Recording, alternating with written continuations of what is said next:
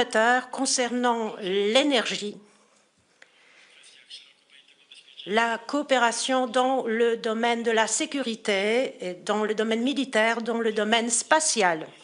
Nous avons des avis similaires sur la situation géopolitique. Nous avons des préoccupations partagées concernant l'instabilité géostratégique d'aujourd'hui. Nous avons la même grille de lecture concernant le renforcement de la souveraineté de l'Europe, de nos États. Et nous voulons soutenir tous ceux, et avant tout l'Ukraine, dans sa résistance contre l'agression, dans le souci de nos relations transatlantiques. Et nous sommes tout aussi déterminés, et je m'en réjouis, de maintenir ces relations transatlantiques de qualité. En même temps, nous savons que le monde a bien évolué et que dans ce nouveau monde, dans ces temps difficiles, l'Europe doit rester unis au maximum, que ce soit pour l'appui à l'Ukraine, la sécurité du flanc oriental, la coopération dans le spatial ou dans le domaine des nouvelles technologies. Le spatial, l'intelligence artificielle, la cybersécurité, voilà, dans tous ces dossiers, sous tous ces axes, l'Europe doit croire en ses propres forces, en ses propres potentialités. Personne ne le ferait pour nous. Nous devons nous assurer notre propre sécurité, personne ne va le faire pour nous. C'est pour cela que je tiens encore une fois à vous remercier. Je tiens encore une fois à souligner cette communauté d'avis, de valeurs. Vous avez... Wtedy, kiedy byliśmy ofiarą prowokacji rosyjskiej we wrześniu, mówię o rosyjskim ataku dronów, w tym niepewnym bardzo momencie Francja była jednoznaczna, szybka w swojej reakcji i potwierdziła, że NATO to jest coś bardzo konkretnego i że można liczyć na sojuszników europejskich w takich trudnych chwilach. Rozmawialiśmy o, co oczywiste w tym dniu, o współpracy kulturalnej. Podpisaliśmy także porozumienia. Cieszę się, że pan prezydent w naszych rozmowach podkreślił zrozumienie dla polityki local content. Tak, chcemy być partnerami, jesteśmy bardzo atrakcyjnym partnerem. Polska jest państwem sukcesu, rozwijamy się najszybciej w Europie, wydajemy najwięcej na zbrojenia. Nasze firmy, nasze przedsiębiorstwa, nasze instytuty naukowe są na coraz wyższym poziomie i oczekujemy, i dziękuję za deklarację pana prezydenta, oczekujemy równych relacji, partnerskich relacji, jeśli chodzi o wymianę handlową, wzajemne inwestycje, czy to w energetyce, czy w przemyśle zbrojeniowym, w infrastrukturze. Podzielamy także ten pogląd pana prezydenta.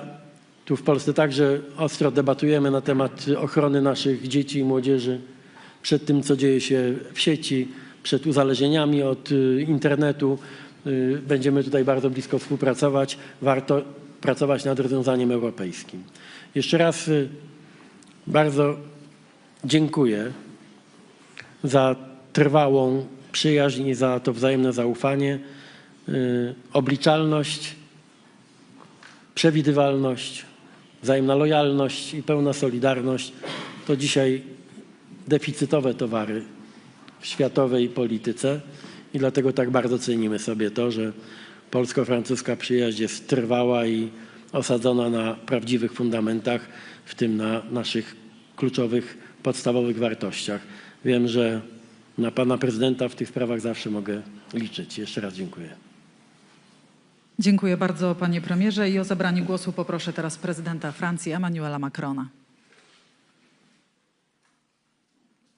Merci, Monsieur le Premier ministre, cher Donald, Mesdames, Messieurs les ministres, Mesdames, Messieurs, en vos grades et qualités. Merci, Monsieur le Premier ministre, pour vos mots, et je veux ici vous dire combien ma délégation et moi-même sommes très heureux d'être à vos côtés dans votre ville, dans cette ville de Gdansk qui résonne ô combien dans l'histoire européenne. D'abord, je le disais, parce que c'est votre ville. Ensuite, parce que nous venons ici célébrer, en effet, cette première édition de l'amitié entre nos deux pays que nous avons décidé et qui fait écho à la reconnaissance aussi de ce que Marie Curie a représenté dans l'histoire française et qui nous lie ô combien. Et enfin, parce que cette ville, évidemment, résonne pour nous tous comme étant le berceau de solidarité, le symbole de l'amitié entre nos deux pays, le symbole aussi d'un combat de liberté. Et vous l'avez rappelé, ce combat, au fond, nous est contemporain. Nous continuons de nous battre contre toutes les idées qui peuvent réduire la liberté des uns ou des autres, le retour des nationalismes qui fracturent et ce faisant le retour de la guerre, parce que nous croyons dans un patriotisme et dans une Europe qui protège davantage et qui prépare l'avenir. Mais notre liberté, c'est aussi la capacité que nous avons en Européens à nous protéger, nous défendre, à bâtir les solutions d'avenir pour nos enfants et à moins dépendre. Et au fond, c'est ce qui a nourri l'agenda de nos travaux. Et c'est pour ça que je dis que ce n'est pas simplement un symbole que d'être ensemble à Gdansk, mais que les combats qui ont nourri cette ville, la vôtre, sont à nos yeux profondément contemporains. Nous croyons l'un et l'autre dans l'indépendance de nos pays, dans l'indépendance de notre Europe, et c'est par un travail de construction, une confiance mutuelle que nous voulons avancer. Nos ministres, nos équipes ont pu préparer beaucoup de travaux ces derniers temps. Nous venons de signer des accords importants, ils vous ont été présentés. Au fond, nous avançons ensemble en matière de défense. D'abord, l'un et l'autre en soutien de l'Ukraine. Nous soutenons évidemment ensemble les décisions qui ont été prises en décembre dernier et le prêt de 90 milliards d'euros pour les Ukrainiens. Nous continuerons dans les semaines, les mois qui viennent, les années qui viennent, si c'est nécessaire, et aussi longtemps que ce sera nécessaire, de soutenir l'Ukraine dans son combat de liberté. Et je veux ici aussi dire combien nous sommes reconnaissants à la Pologne d'avoir accueilli tant de réfugiés venant d'Ukraine, et je sais combien ce que cela représente, et vous l'avez fait avec beaucoup de dignité et de solidarité. Mais entre nos deux pays, nous renforçons aussi les liens en matière de défense et de sécurité. L'exercice Orion cette année a été une première avec la participation de la Pologne, et nos forces armées participeront à l'exercice Dragon 27. Nous avons décidé de nouvelles capacités communes dans le transport aérien, dans le satellitaire, mais nous souhaitons avancer encore davantage, au fond, pour placer le partenariat entre nous sur le plan qui doit être le sien, construire les solutions d'avenir pour la défense et la sécurité de nos pays. Les systèmes de défense solaire, la haute précision et la grande profondeur, le spatial sont des domaines dans lesquels, dans les prochains mois, nous souhaitons avancer encore davantage. Mais d'ores et déjà, nous avons vu qu'au fond, la confiance mutuelle n'était pas qu'un mot. Et nous avons signé un traité de Nancy en mai 2025 qui, si je puis dire malheureusement, dès le mois de septembre dernier a été activé. Son article 4, vous avez vu que ça n'était pas simplement du papier. Et que lorsque vous avez été en effet menacé, nous avons tout de suite réagi et avons été en solidarité. Et vous pouvez continuer de compter sur la France et de lui faire confiance. En matière d'énergie et d'économie, c'est la même chose. Nous souhaitons avancer ensemble. Nous sommes en train de construire un partenariat global et intégré dans le domaine du nucléaire civil, plus largement dans le domaine de l'énergie. Évidemment, nous pourrions ici convoquer les mannes et les lards de Marie Curie, mais point n'est besoin, évidemment nous le faisons malgré tout, mais c'est aussi une technologie d'avenir dans laquelle nous croyons, c'est une technologie centrale pour la France, son énergie, son électricité. Nous nous félicitons de l'accord qui a été signé il y a quelques mois pour fournir les turbines pour la première centrale nucléaire polonaise. C'est Arabelle Solutions qui a été retenue. Nous avançons ensemble sur le réacteur. Nous sommes candidats pour l'aval du cycle. Et la France est déterminée à participer au dialogue compétitif ouvert pour le deuxième projet nucléaire polonais en proposant une solution européenne et intégrée de la recherche à la coopération industrielle en passant par la sûreté et le développement de compétences. Et au fond, je l'ai rappelé à plusieurs égards, nous avons ces capacités complètes. L'État en est l'actionnaire quand ça n'est pas principal exclusif. Et non seulement le nucléaire est au cœur du modèle français, mais nous avons décidé d'investir massivement dessus pour l'avenir. Plus largement, vous l'avez rappelé, nous croyons à la nécessité de favoriser davantage la production en Europe, la préférence européenne et de protéger nos industries dans les secteurs stratégiques. Nous voulons là aussi avancer ensemble sur ce volet industriel, mais également financier, car il en va de la souveraineté financière de notre Europe. Mais notre partenariat s'enrichit aussi des coopérations culturelles, du rapprochement de nos sociétés civiles. Nous serons tout à l'heure aux côtés du comédien et metteur en scène Andrei Sévérine, célébrant cette histoire d'amitié ô combien importante. Et nous avons à l'instant signé les textes qui permettront de bâtir cette saison culturelle croisée en 2027 entre la Pologne et la France, la première depuis l'adhésion de la Pologne à l'Union européenne, anomalie qu'il nous fallait corriger. Mais l'apprentissage de nos langues, l'amour de nos cultures, les échanges sont essentiels. Et je le disais, la première édition du prix Guérémec permettra aussi de continuer de renforcer ce lien, en même temps que nous bâtissons ensemble de manière affinitaire une politique pour mieux réguler les réseaux sociaux et, vous l'avez dit, mieux protéger nos enfants et nos adolescents. Nous tenons beaucoup à cette approche européenne et cette initiative européenne pour mieux protéger nos enfants et nos adolescents des réseaux sociaux et de ce qui s'ensuit. Voilà, mesdames et messieurs, ce que je pouvais ici rappeler.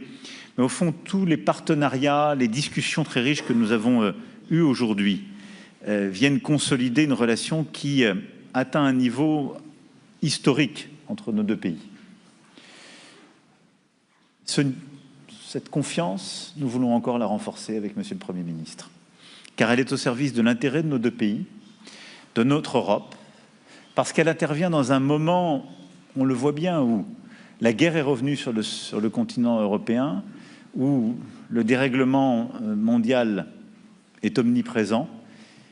Et donc avoir des amis qui se font confiance et qui bâtissent ensemble est plus précieux que jamais. Et nous ne voulons pas le négliger.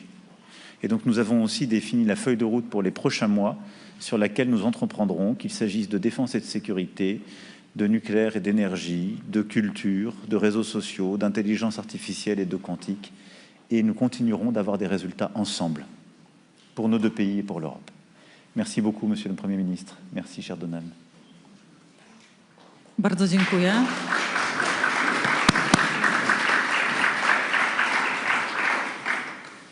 Teraz mamy czas na 4 pytania. Bardzo proszę o zadanie pierwszego i również o wskazanie, do kogo jest kierowane. Oui, Valérie Leroux de l'agence France Presse. Bonjour, Monsieur le Premier ministre. Bonjour, Monsieur le Président. Une question sur la dissuasion nucléaire qui a été, je crois, un de vos sujets de discussion.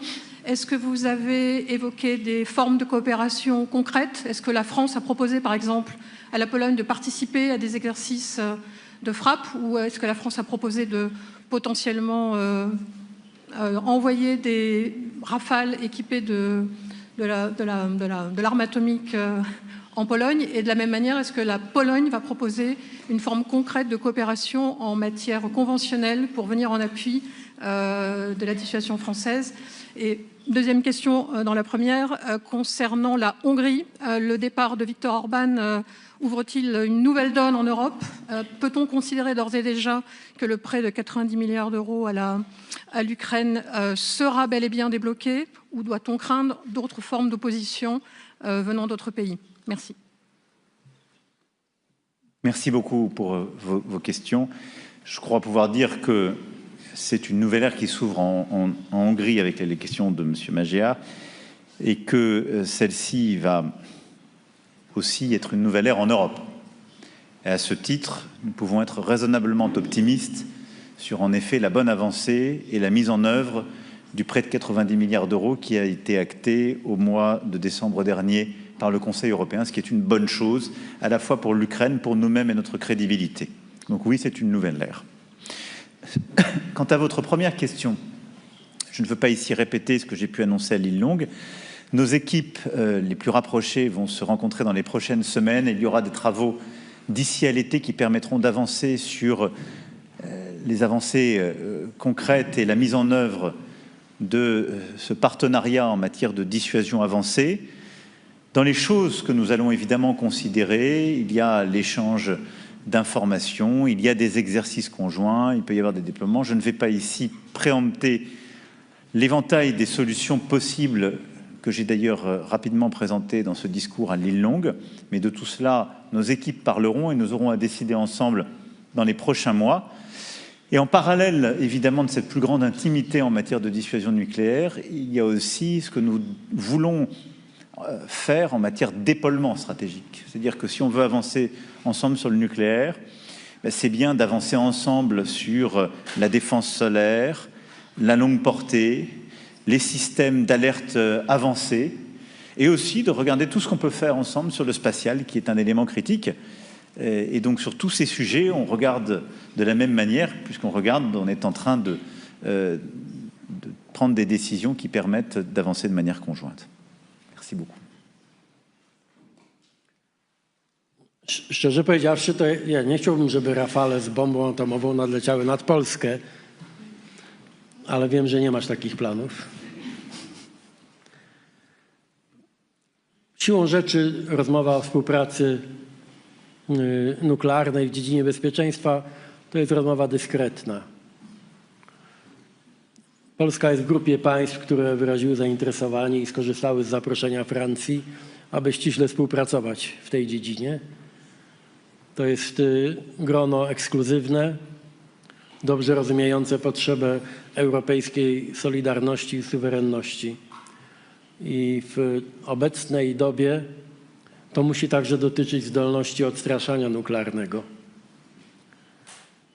Będziemy kontynuować rozmowy. Zaczęliśmy o tym rozmawiać jeszcze przed traktatem w Nancy i będziemy dalej nad tym pracować. Tak jak prezydent już wspomniał, nasze rozmowy dotyczące bezpieczeństwa i współpracy militarnej mają bardzo szeroki zasięg i są bardzo konkretne.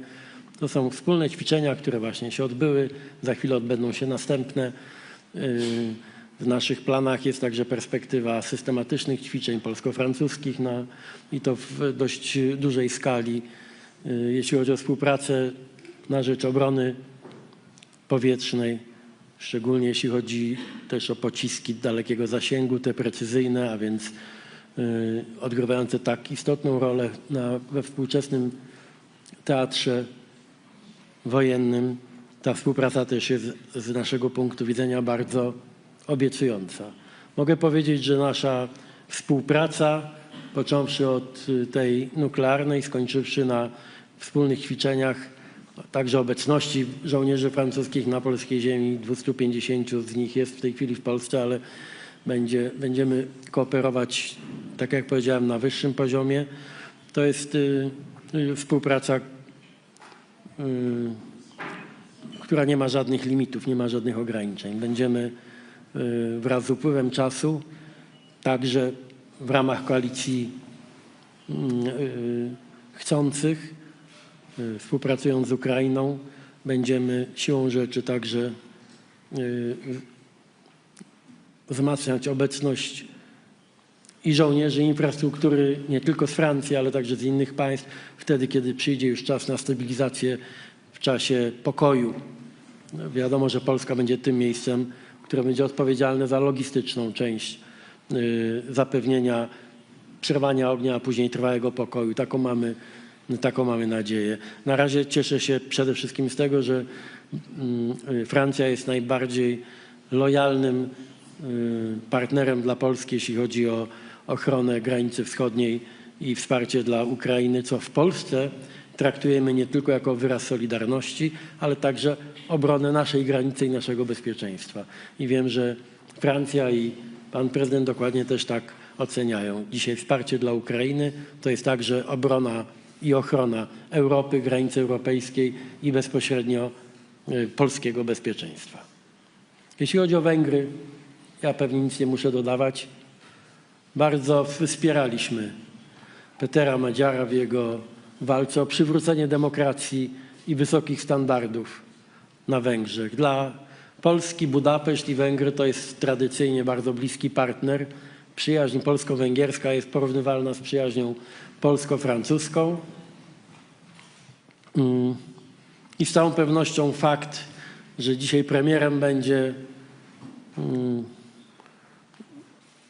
Europejczyk, demokrata, świadomy wspólnych geopolitycznych interesów Węgier, Polski, Francji i całej Europy, to jest bardzo pozytywny znak i Polska będzie bardzo blisko współpracowała. Zresztą przyszły premier Węgier Peter Magyar już się zwrócił z prośbą, aby nie tylko w tych trudnych czasach, kiedy był w opozycji, ale także dzisiaj, żeby Polska pomogła Węgrom w pełni powrócić do tej europejskiej codzienności i oczywiście pomożemy naszym węgierskim przyjaciołom w tym na pewno trudnym procesie. Dla mnie osobiście jest też ważne, że będziemy mogli reaktywować współpracę na poziomie tym Grupy Wyszehradzkiej. Polska będzie znów mogła odegrać w pełni swoją rolę lidera regionu z korzyścią dla wszystkich państw regionu i dla całej Europy. Z przyszłym premierem Peterem Magyarem będziemy pracowali na rzecz integracji, także jeśli chodzi o politykę zagraniczną i politykę wobec Rosji, integracji całego regionu z resztą Europy i jestem przekonany, że jesteśmy na bardzo dobrej drodze. Już nie mogę się doczekać tej pierwszej wizyty przyszłego premiera Węgier. Wybrał, co zrozumiałe dla mnie, Warszawę jako, a może Gdańsk, bo to tego jeszcze nie rozstrzygnęliśmy, jako swoją pierwszą wizytę po wygranych wyborach. Dla Polski to było także wielkie święto. Muszę wam powiedzieć, tu zwracam się do ciebie i do naszych francuskich przyjaciół, że to zwycięstwo demokratów na Węgrzech zostało przyjęte w Polsce z podobnym entuzjazmem jak nasza wygrana w 2023 roku. No to bardzo ważny znak, że jeszcze Europa nie zginęła. Poproszę kolejne pytanie. Dzień dobry, Marta Ulatowska jest z TVN24. Mam pytanie do obu panów, zarówno do pana prezydenta, jak i pana premiera w kontekście bezpieczeństwa i energetyki jądrowej. Czy podczas rozmów panów padły jakieś konkrety i czy również te dotyczące budowy planowanej przez rząd drugiej elektrowni jądrowej w Polsce? Dziękuję.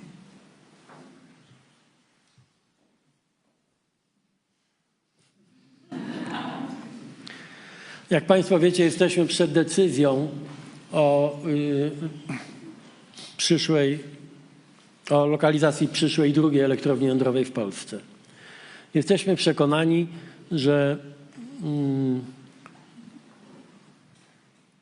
aby być bezpiecznym energetycznie, nieodzowna jest inwestycja w sektor atomowy, w tym w drugą dużą, tak zwaną dużą elektrownię jądrową. Mówimy tu o tych dużych, tradycyjnych reaktorach, bo także toczymy rozmowy i prace przygotowawcze, które mogą przyspieszyć program tak zwanych SMR-ów, czyli tych małych reaktorów, ale to jest melodia jednak przyszłości, biorąc pod uwagę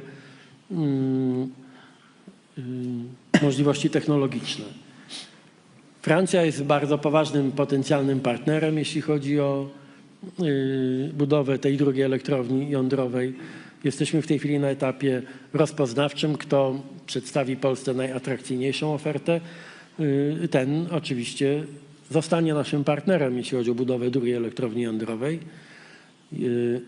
To, o czym rozmawialiśmy, to nie tylko oczywiście te parametry, które każdy nasz partner musi spełnić, ale o czymś bardzo istotnym, jeśli chodzi o energetykę jądrową, no to jest też kwestia zaufania. My potrzebujemy partnerów, do których możemy mieć zaufanie w jakimś sensie ponadczasowe.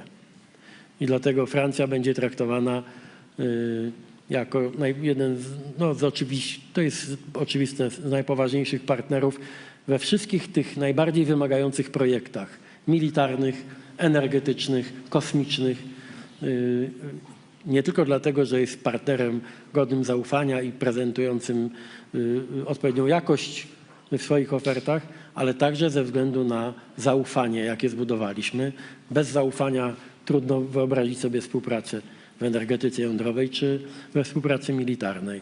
To jest bezcenna wartość dzisiaj i dlatego mogę tylko potwierdzić, że będziemy z wielką uwagą oceniać francuską ofertę współpracy.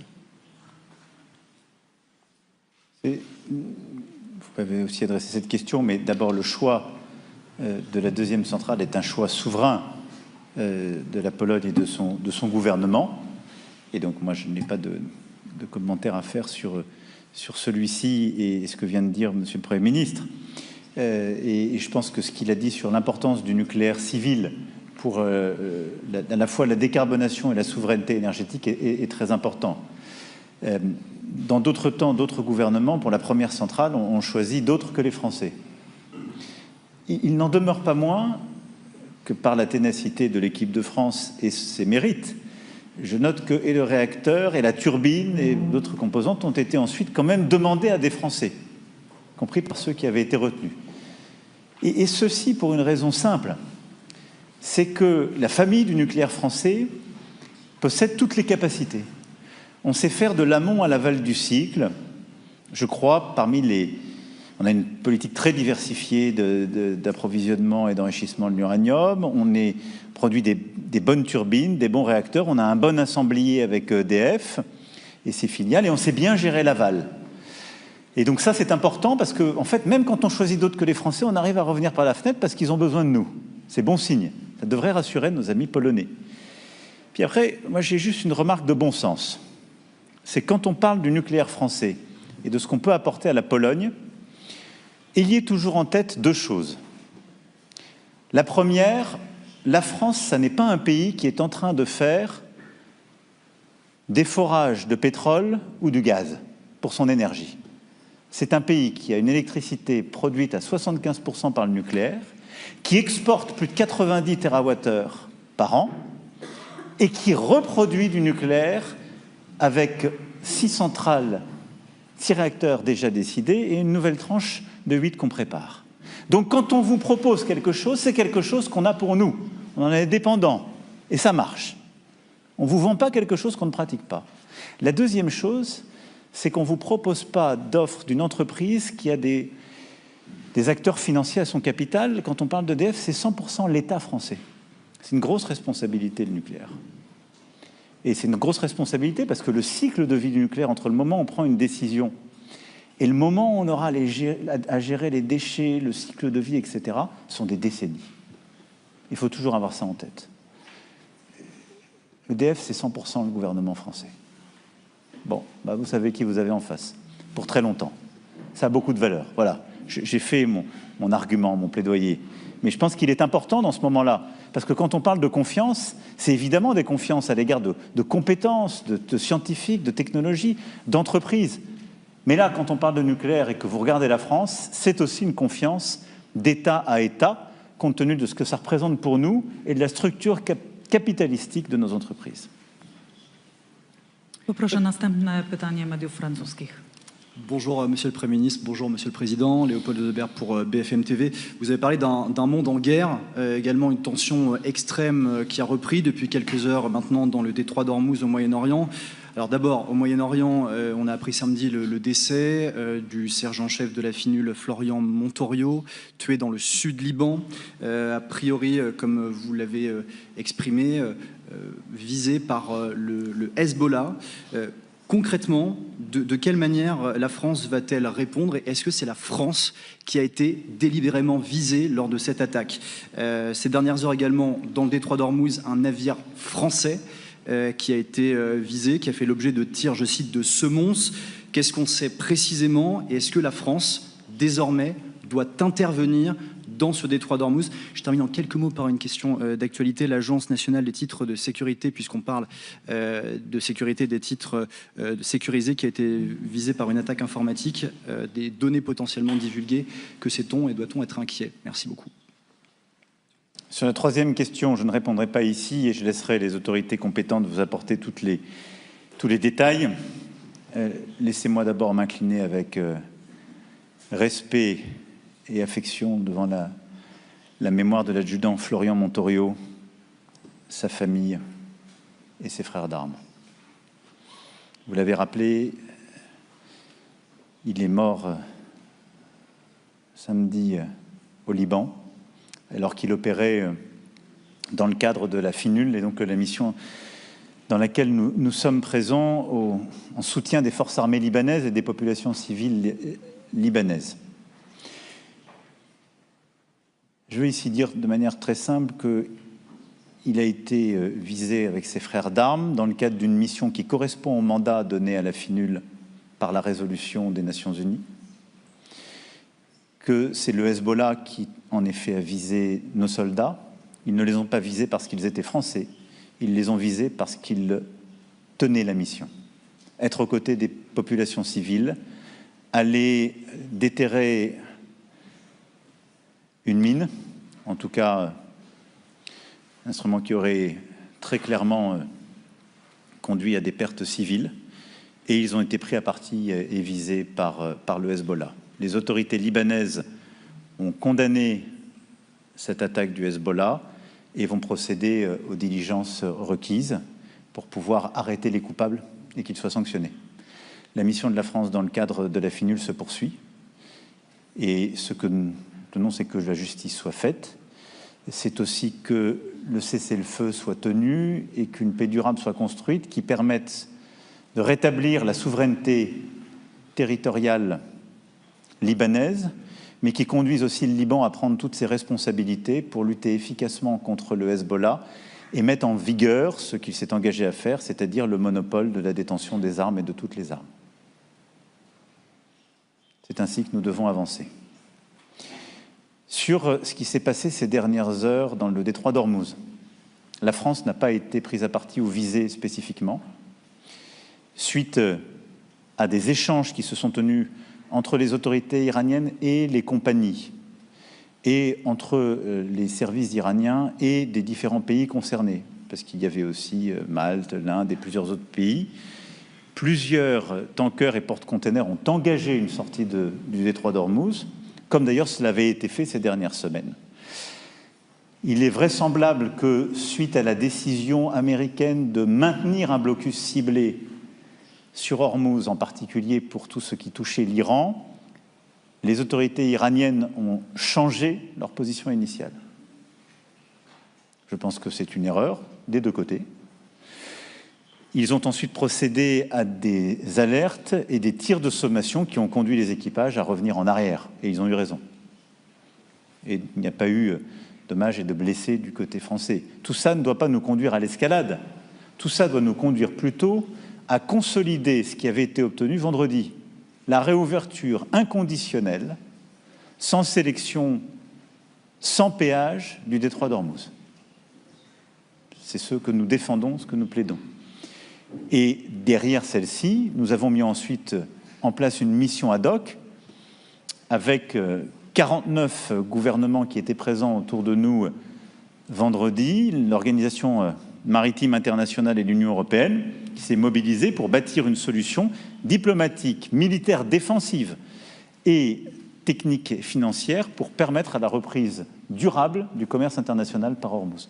C'est l'initiative que nous avons prise avec nos partenaires britanniques et qui a permis cette avancée. Et donc il faut continuer de calmer les esprits, d'avancer vers la réouverture de cette voie qui est importante pour le commerce international, la sécurité énergétique internationale, et aussi parce que ce sont les conséquences directes pour la vie de nos compatriotes en Pologne, en France, à travers l'Europe et même au-delà, à travers le monde.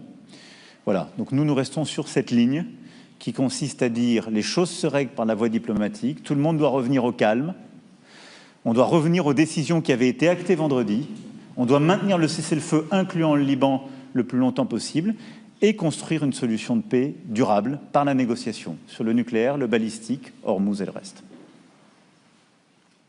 Pytanie nie było do mnie skierowane, ale kilka uwag chciałbym do Państwa skierować. Przekazywaliśmy nasze najgłębsze wyrazy współczucia, kondolencje państwu francuskiemu, prezydentowi, rodzinie poległego żołnierza. Dobrze rozumiemy ten ból. Niedawno w Libanie został zaatakowany też polski żołnierz. Został ranny. Kilka dni temu także patrol irlandzko-polski został w Libanie zaatakowany. To są tylko przykłady niepotrzebnych ofiar tego rozrastającego się chaotycznego konfliktu na Bliskim Wschodzie. Dla Polski absolutnym priorytetem jest wygaszanie napięć i osiągnięcie jak najszybciej porozumień, które mogłyby zakończyć albo przynajmniej zredukować do minimum konflikty na Bliskim Wschodzie. Nie tylko dlatego, że ceny paliw są bolesne wszędzie, na całym świecie, jako rezultat tej wojny. Niepokoi nas także fakt, że wojna na Bliskim Wschodzie osłabiła determinację niektórych państw, jeśli chodzi o pomoc Ukrainie wobec agresji rosyjskiej. Z punktu widzenia Polski fakt, że ewidentnym beneficjentem wojny stał się Putin i Rosja, zarówno wysokie ceny paliw, niepotrzebne zupełnie konflikty w obrębie NATO i wspólnoty Zachodu, nie do końca zrozumiała dla mnie decyzja o przedłużeniu zwolnienia z sankcji na rosyjską ropę przez naszych amerykańskich przyjaciół.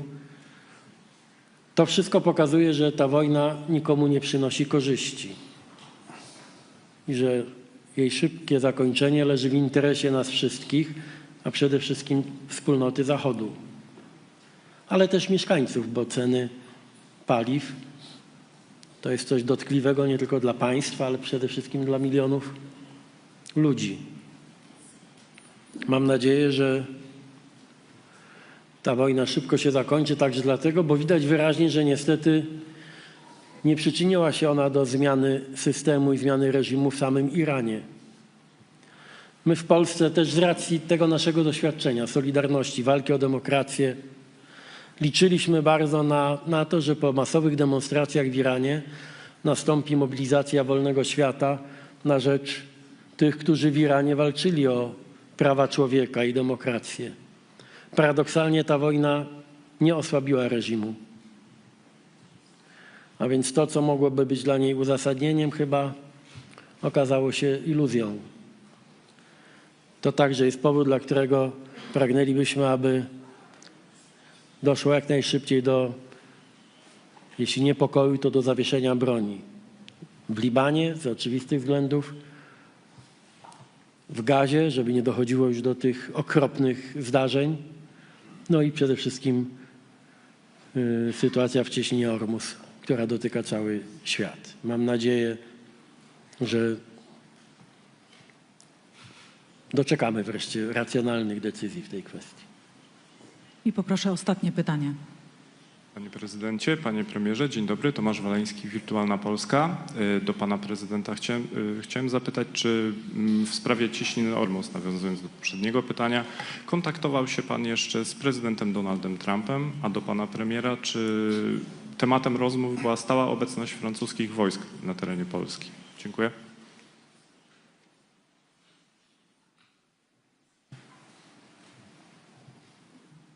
J'ai eu à plusieurs reprises le président Trump ces dernières semaines, à la fois sur la question iranienne et la question d'Ormuz. Je ne l'ai pas eu ces dernières heures.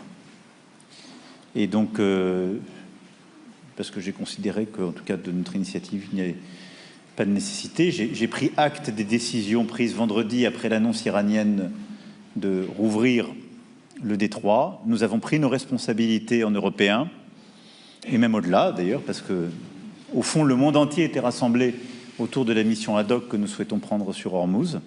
Maintenant, nous souhaitons avancer. Vous savez, depuis le premier jour de ce conflit, nous n'avons pas changé de position et de principe.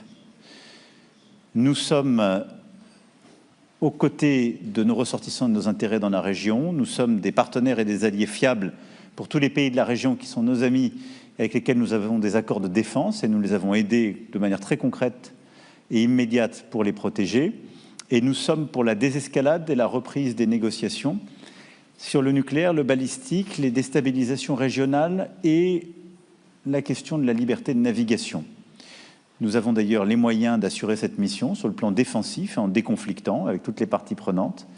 Et c'est ce que nous disons depuis le premier jour. Voilà. Pour le reste, on fait ce qui dépend de nous et on avance.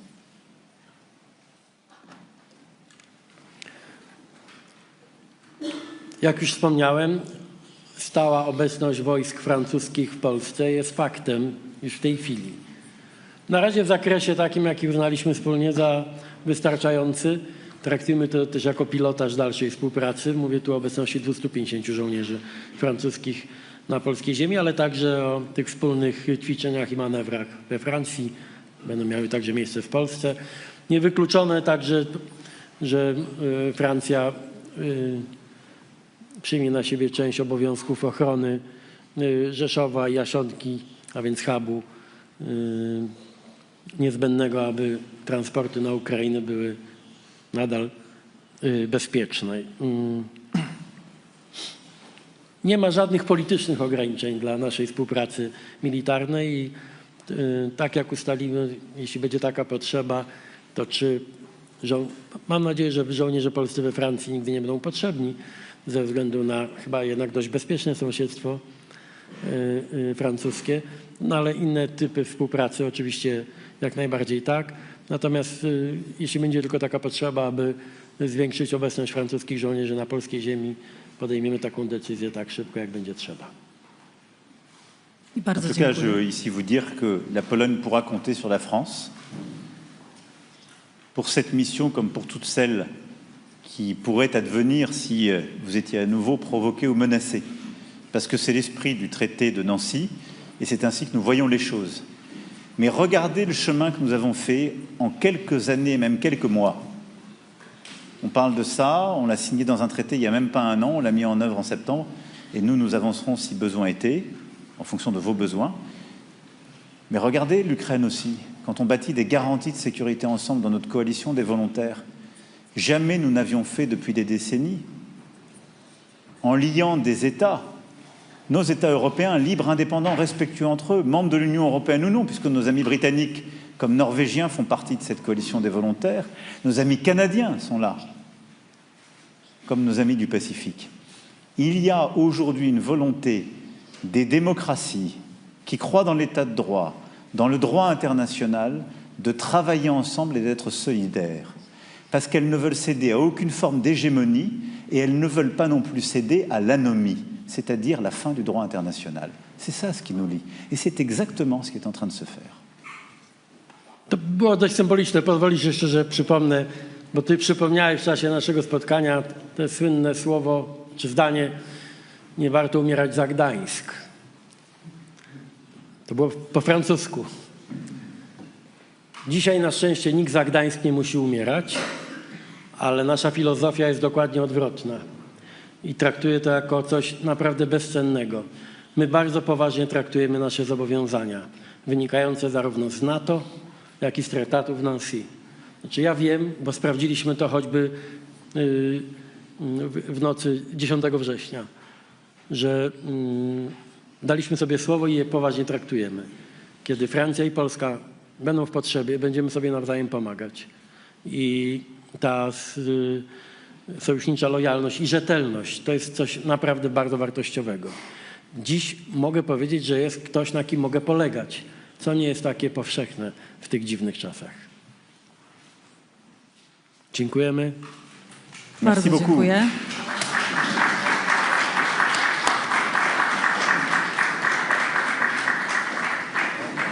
I dziękujemy również Państwu. Teraz czas na kolejne punkty programu.